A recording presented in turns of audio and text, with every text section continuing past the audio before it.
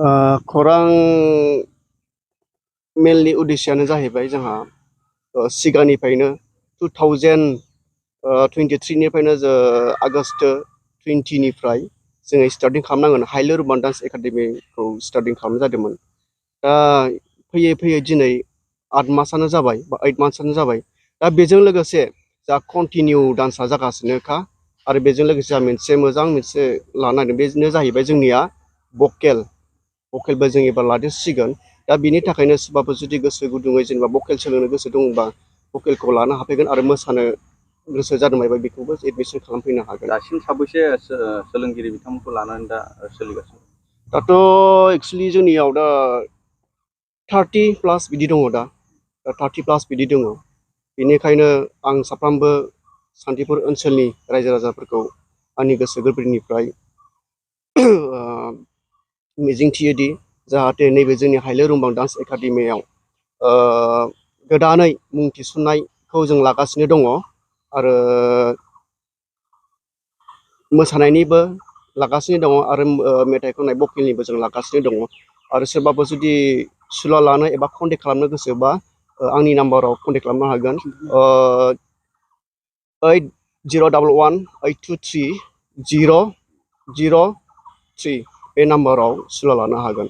आरो जायगायानो जाहैबाय जोंनिया सान्थिपुर गुरखा भवन एबा कालचारेल हलाव जों लानाय जादों दासिमाव। डान्स हिसाबै मा स्टेपफोरखौ फोरोंनाय जायो? डान्सआथ' बहुत स्टाइलनि दङ दा डिजनिसिना निउ स्टाइलाव जेरै नों फार्स्टआव आङो गथ'फोरखौ आर्टआव होगोरो जाहाथे बियो माने मोजां प्रिपेयार जागोरो। प्लास बिनि उनाव जोङो आर्टनिफ्राय free style contemporary hip hop बायदि बायदि जों स्टेपखौ होनाय जायो आरोना। भकेल लेभेलाव माबायदि? भकेल लेभेलावथ' इना एक्सट्रा मास्टार थागोन। बियो एक्सट्रा मास्टार आं बेखौ गोजाननिफ्राय लिंहरखाबाय। बिथाङा एक्सपार्ट माने एलाबार्टआव लानाय प्लास बियो बहुत गोबाव समनिफ्रायनो बियो माने फोरोंबोगासिनोखा। मा बारायफ्राव फोरोंनाय जागोन? दा बेखौ मथामथि सानडे एन्ड साटारडेआव लानाय जागोन आरोना। दासिम गथ'फ्रा माबायदि इनपुट जानानै दं?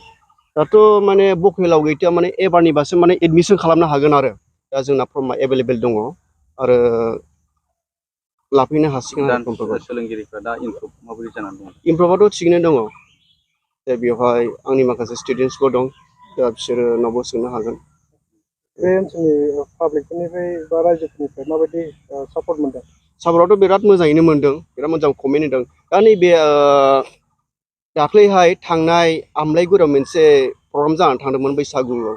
दा बेवहाय आंखौ लांदां बैसागु बे चिफ जास्टआव लिंहरनायाव दा बाव माखासे गोबां पाब्लिकफ्रानो आंखौ बुंदों जोंनियाव बिदि बिदि नांगौ होननायखाय दा आङो मेथाइखौ नांगौ होननानै बुंनायखाय आं दा मेथाइखौ आं लाबोनाय जादों आरो।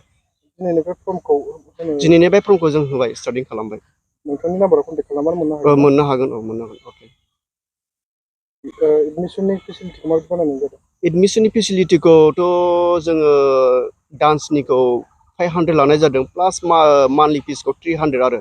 जों खावलायोदि बेनो माने आंनिफ्राय हाइलो रुबान डान्स एकाडेमिनिफ्राय खावलायनाय जायोदि जाहाथे जोंनि साफ्रोमबो रायजो राजा एबा गार्जेनखौ लानानै आं बुङो जाहाथे गार्जेनफ्रा मोजाङै गावनि फिसा फिसौखौ जाहाथे मोजाङै नायनानै दा मोनफ्रोमबो बिथिङाव जेनेबा होयो।